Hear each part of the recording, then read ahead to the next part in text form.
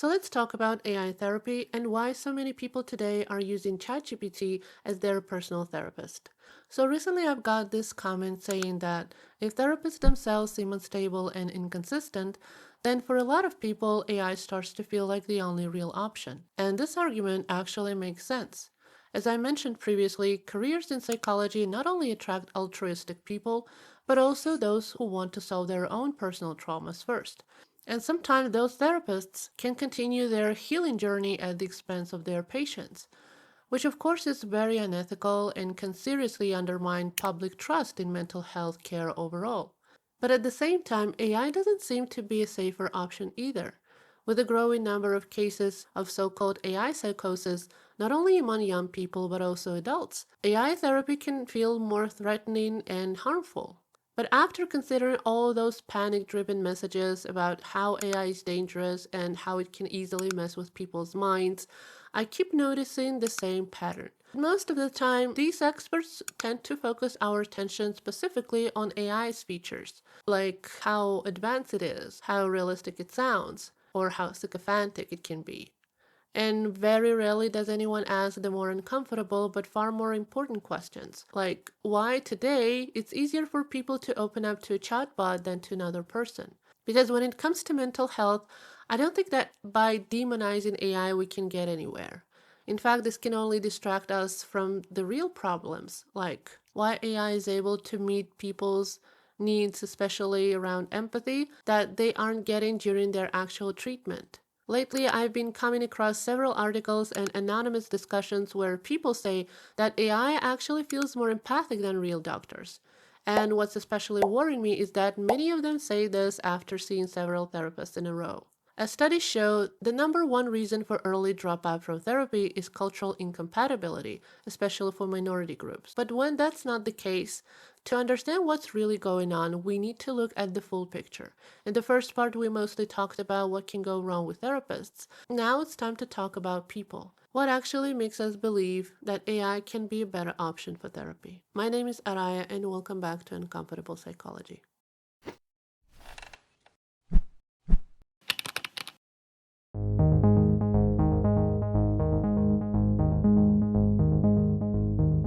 First off, let's look at what AI brings to the table when it comes to mental health. Studies show that over 70% of people with mental health difficulties use ChatGPT specifically to manage their psychological state.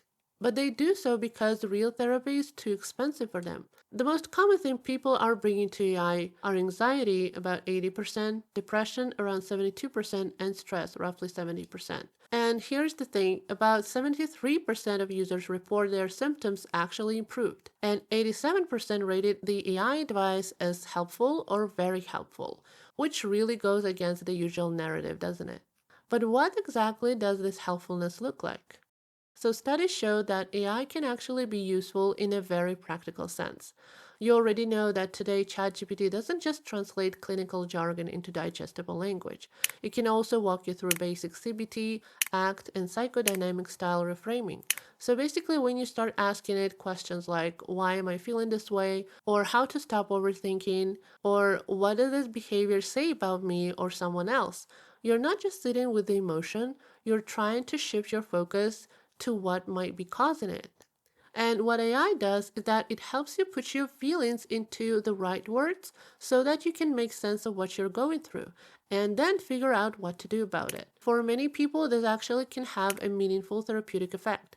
In psychology, this generally relates to several concepts like emotional regulation, cognitive reappraisal, attribution styles, and narrative reframing, but the common idea is this: you're trying to find the logical explanation for a particular event or a thought that triggers a negative reaction in you. And once you understand that, you can start thinking about possible solutions, like what steps to take and how to actually deal with the situation, or to train your brain not to freak out as it did the first time.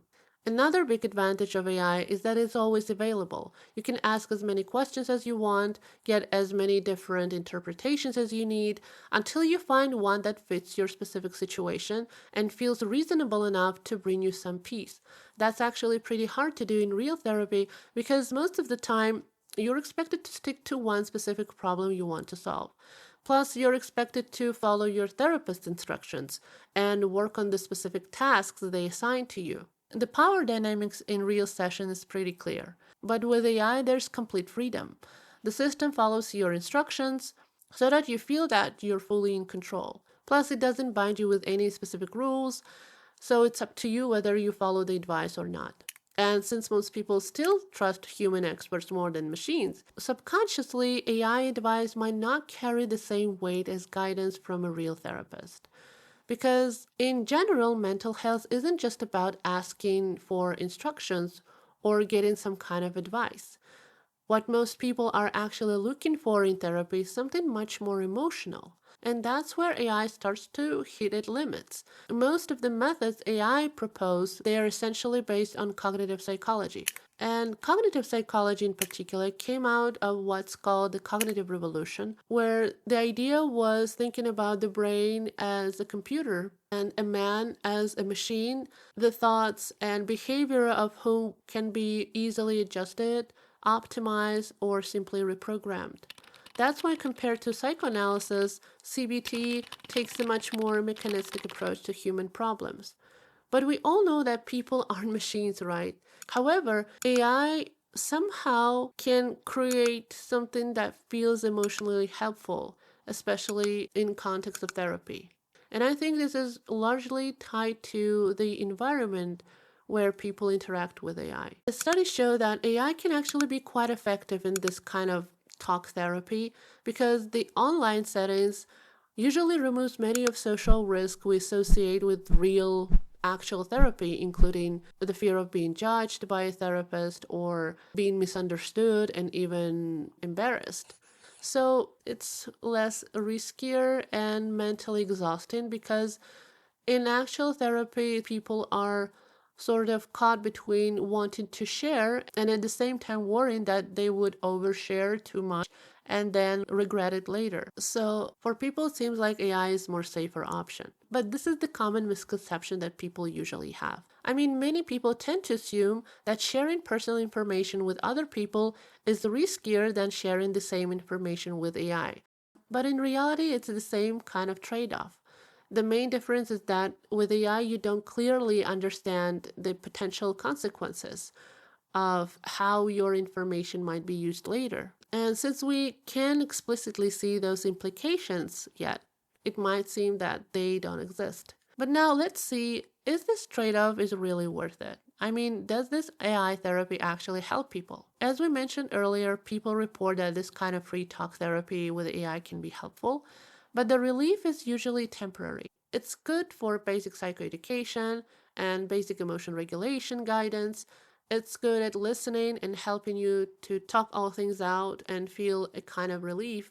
But when it comes to deeper long-term issues like chronic depression and PTSD, researchers conclude that AI support isn't enough.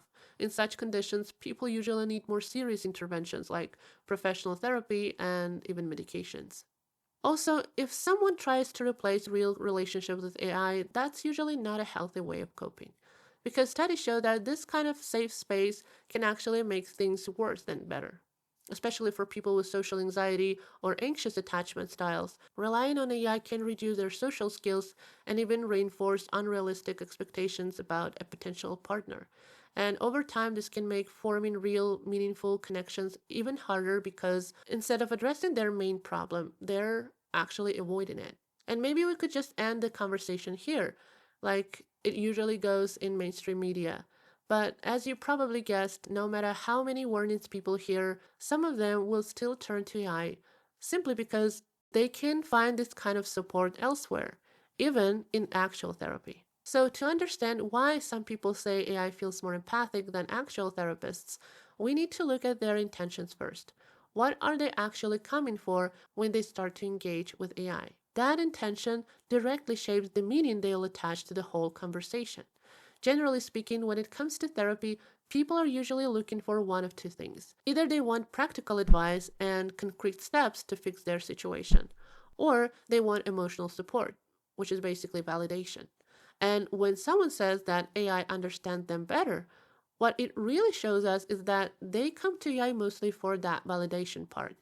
And for some people, especially those who place a lot of value on relationships and rely heavily on emotional connection with others and even depend on it, feeling understood and validated can have a real biological effect.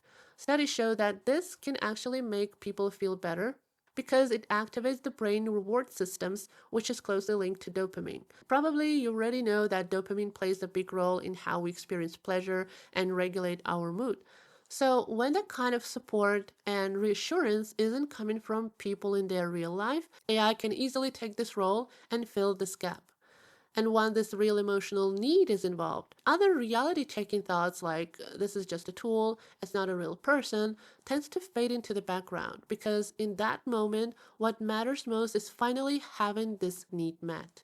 And since this feeling of being understood or empathized is mainly a social experience, the interactive style of AI can trick the brain and make it seem like it is a real conversation. So basically, even if people know AI isn't alive, they can still start projecting human qualities onto it because that's how we've learned to recognize and experience these emotions with other people. In literature, this phenomenon is usually described as anthropomorphism, the general tendency to attribute human traits to non human entities, including objects, animals, and machines. But in psychology, this phenomenon goes back to the first empathic chatbot, ELIZA, which was developed in 1960s by MIT professor Joseph Weizenbaum. Initially, the ideas come from the ancient Greek myth of Pygmalion, or a sculptor who falls in love with a statue he created, which the goddess Aphrodite brings to life. But the name Eliza comes from the George Bernard Shaw's play Pygmalion. So the protagonist is Eliza Doolittle, a working-class flower girl who asks Professor Higgins for lessons of eloquency to learn proper speech and manners so she could improve her life and social status. So at the beginning, chatbot Eliza was also pretty simple, which basically used pattern matching rules to generate responses by mirroring what the user typed. That's essentially how simple chatbots work today. But to make Eliza more empathic, Weizenbaum programmed it with a scenario called Doctor that simulated how an empathic therapist would respond. And he borrowed this approach directly from Carl Rogers, or one of the founders of humanistic psychology, who introduced client-centered therapy. And what makes his approach really special is actually comes down to its core principles, which include unconditional positive regard, where the therapist accepts and supports the client no matter who they are and what they're going through, and also empathic mirroring, where the therapist reflects the client's thoughts and feelings back to them so they can understand themselves better. Sounds familiar, right? So, despite all the official claims that these systems aren't meant to replace therapy, we can see that AI behaves exactly this way in practice, which shows that AI development isn't just about complicated algorithms and massive databases.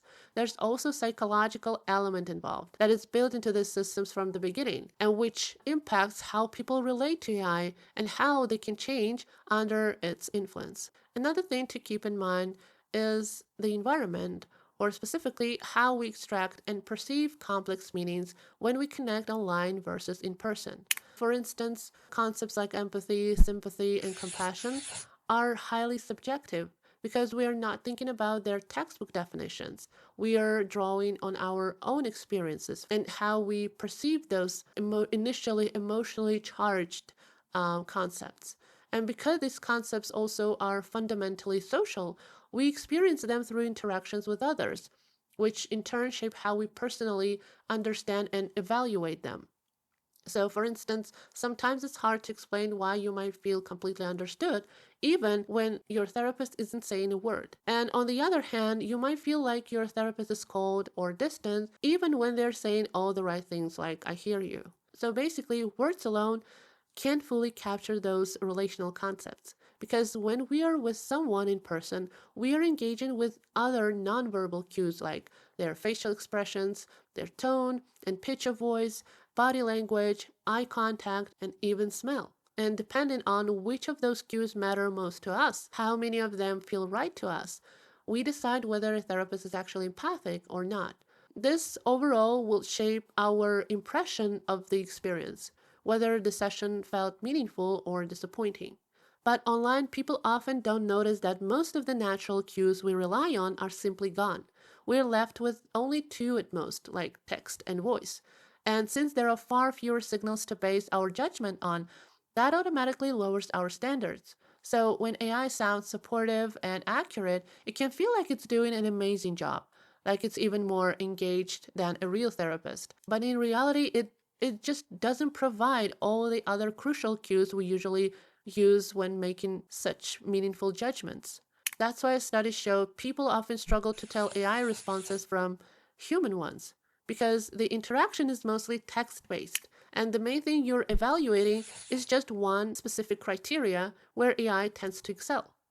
This is also why people often rate AI answers as more empathic than those of real professionals, simply because AI can precisely mirror their writing style, their tone, and even their sentence length. When something sounds like the way you naturally think and speak, it immediately feels more realistic and engaging, right? But therapists tend to focus more on content and how to give you the most helpful recommendation than on how to match your writing style. And unfortunately, even if a therapist says the right thing, it may not always emotionally resonate with people. But still, the real problem is that when people start to feel a sense of belonging with AI, they often miss a crucial detail. The connection they feel with ChatGPT isn't the same as the bond we form with another human being. In real conversations, usually two people bring their own separate lived experiences and perspectives into the interaction. And when those perspectives overlap, when you recognize that something familiar in other person, you actually get that sense of relatedness and belonging. And that shared recognition is what allows relationships to actually develop over time. In other words, real connection is a two-way exchange between two separate individuals.